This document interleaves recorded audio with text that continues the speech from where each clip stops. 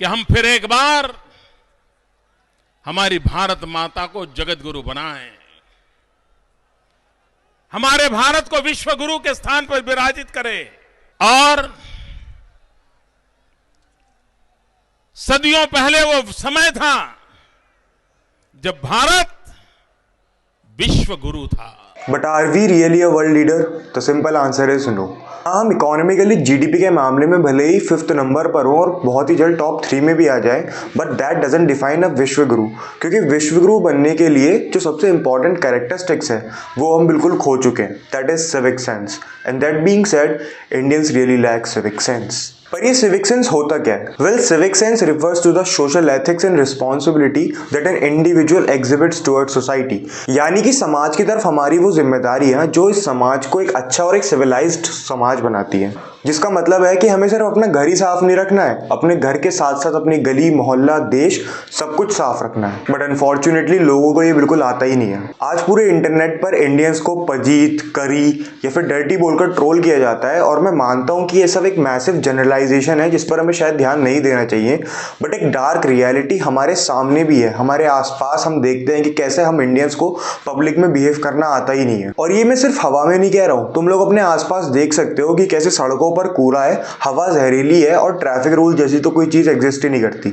हमारे देश के नेशनल कैपिटल दिल्ली में लिटरली कूड़े का पहाड़ है पर किसी को फर्क ही नहीं पड़ रहा। आज AQI आसमान छू चुका है लेकिन पॉल्यूशन जैसी चीजें हमारे इलेक्शन मुद्दा है ही नहीं। हमारे लिए इलेक्शन मुद्दा आज भी धर्म और जाति है और हमारे पॉलिटिशियंस इसी पर खेलकर हमें पागल बना देते हैं। क्योंकि अनफॉर्चुनेटली जनता के लिए धर्म और जाति से ज्यादा कुछ मैटर ही नहीं करता। आज पॉल्यूशन इतना बड़ा मुद्दा होना चाहिए था कि लोग लिटरली सड़कों पर प्रोटेस्ट करते और शायद कोई और देश होता तो अब तक नेशनल हेल्थ क्राइसिस घोषित करके पूरी गवर्नमेंट मशीनरी पॉल्यूशन के मुद्दे के पीछे होती।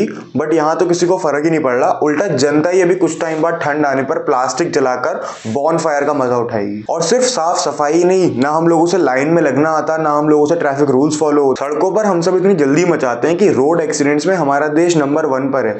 चाहे रोड रैश करके लोगों को गालियां देनी हो या बिना बात के हॉर्न बजाना हो, इस सब में हम बिल्कुल आगे रहेंगे। स्टिल टाइम की वैल्यू हमें इतनी कम है कि कोई किसी काम पर टाइम से पहुंचता ही नहीं है। लैक ऑफ इंफ्रास्ट्रक्चर बोलकर हम लोग सबसे पहले देश से भागते हैं, लेकिन ऑलरेडी एग्जिस्टिंग इंफ्रास्ट्रक्चर पर पान की पिचकारी से पेंट भी हमें ही करना है। और एक तो प्राइवेसी जैसी चीज हमारे देश में एग्जिस्ट ही नहीं करती। लोग पब्लिक प्लेसेस जैसे ट्रेन, मेट्रो और बसेस में अपने फोन पर लाउड स्पीकर पर इतनी तेज बात करेंगे, गाने चलाएंगे जैसे कि वो पूरा एरिया उनका है और बाकी लोगों का पर्सनल स्पेस तो कुछ है ही नहीं। और घूरने के मामले में तो हमारा देश नंबर 1 है। कोई लड़की दिखे उसे घूरो, कोई लड़का दिखे उसे भी घूरो, और अगर कहीं फॉरेनर दिख जाए तो बस खेल खत्म। सब काम धंधा छोड़कर बस उस फॉरेनर के आगे पीछे घूमना है, उसे घूरना है, और अगर एक बार उससे सेल्फी मिल जाए तो वाह मजा आ जाएगा। इंफीरियरिटी कॉम्प्लेक्स हमारे अंदर इस हद तक घुस चुका है कि उसके लिए हम कुछ भी कर सकते हैं। कुछ random S white skin foreigner YouTubers हमारे बारे में क्या सोचते हैं उससे हमें इतना फर्क पड़ता है कि उनके लेम से लेम रिएक्शन चैनल्स पर हमने मिलियंस में व्यूज दे रखे हैं। और कितनी आयरनी की बात है कि जिस व्हाइट स्किन लोगों ने हमें 200 साल तक एक्सप्लॉइट किया, आज हम उनके वैलिडेशन के लिए मरे जा रहे हैं। हमारा सबसे बड़ा स्टार विराट कोहली लंदन की सड़कों पर घूम रहा है और वहां किसी को फर्क भी नहीं पड़ रहा और पड़ना भी नहीं चाहिए।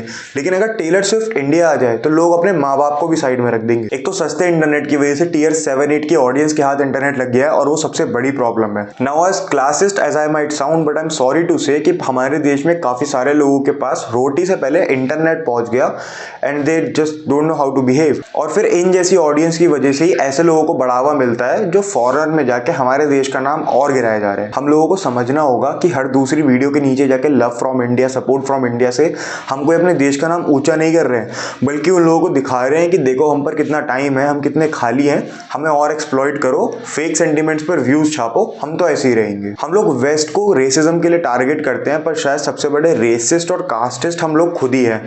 नॉर्थ इंडियन साउथ इंडियंस को कलर बेस्ड गालियां देंगे, साउथ इंडियंस नॉर्थ इंडियंस को अनपढ़ बोल देंगे और हमेशा की तरह नॉर्थ ईस्ट को सब भूल जाएंगे। मणिपुर में पिछले 1.5 साल से सिविल वॉर चल रही है। लोग वहां लिटरली अपना सब काम वाम छोड़ के, बच्चे पढ़ाई छोड़ के रिफ्यूजी कैंप्स में रह रहे हैं, but somehow Delhi just don't give a fuck about them। क्योंकि unfortunately Delhi is more interested in Mr. Beast, Logan Paul और Speed। किसी और स्टेट में इतना बुरा हाल होता ना तो अब तक सरकारें बिछ गई होती। बट शायद क्योंकि मणिपुर नॉर्थ ईस्ट में और वहाँ लोकसभा की बस 2 सीट है तो किसी को क्या ही फर्क पड़ रहा है। अपने ही देश के लोगों की तरफ हम जितने ज़्यादा इग्नोरेंट है, अपने ही देश से चोरी करने में हम उतने ज़्यादा आगे।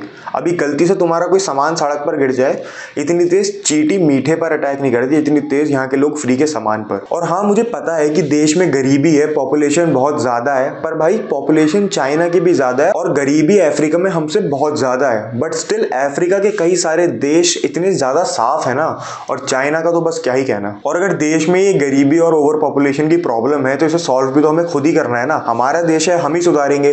पर अगर तुम वोट ही जाति और धर्म के मैटर पर दोगे तो कहाँ से सड़कें बनेंगी और कहाँ से पॉल्यूशन कम होगा। जब तक वोट डालते टाइम तुम्हारी पहली प्रायोरिटी तुम्हारी जाति, तुम्हारा धर्म, तुम्हारा रीजनलिज्म है, तब तक कोई भी सरकार तुम्हें बदले में एजुकेशन, प्रॉपर रोड इंफ्रास्ट्रक्चर नहीं देगी। एक चीज हमें समझनी होगी कि politician just don't give a shit about us. किसी भी पॉलिटिकल पार्टी या किसी भी आइडियोलॉजी की पहली प्रायोरिटी है सरकार बनाना, और फिर उस सरकार बनाने के लिए जनता जिस बेसिस पर उन्हें वोट देगी, अगले 5 साल वो पॉलिटिकल पार्टी उसी चीज की राजनीति करेगी। तो ये अब तुम्हारे हाथ में है कि तुम अपनी जाति का रिप्रेजेंटेशन चाहिए या फिर अपनी सड़कें और अपना एजुकेशन सिस्टम अच्छा चाहिए। और सच बताऊं तो इस वीडियो को कभी अंत हो ही नहीं सकता, क्योंकि देयर आर न्यूमरस प्रॉब्लम जो भी डिस्कस कर ही नहीं गई है। But obviously I have some limitation, so yeah that's it. मैं कुछ लाइक सब्सक्राइब नहीं कह रहा, बट हाँ, जितना हो सके प्लीज इस वीडियो को शेयर कर देना, क्योंकि फिर शायद जितने ज्यादा लोग इस वीडियो को देखेंगे उसमें से 10% ही सही, पर अगर कुछ लोगों का भी दिमाग खुला तो शायद फिर बन सकेगा मेरा भारत महान। That's it. जय हिंद, वंदे मातरम।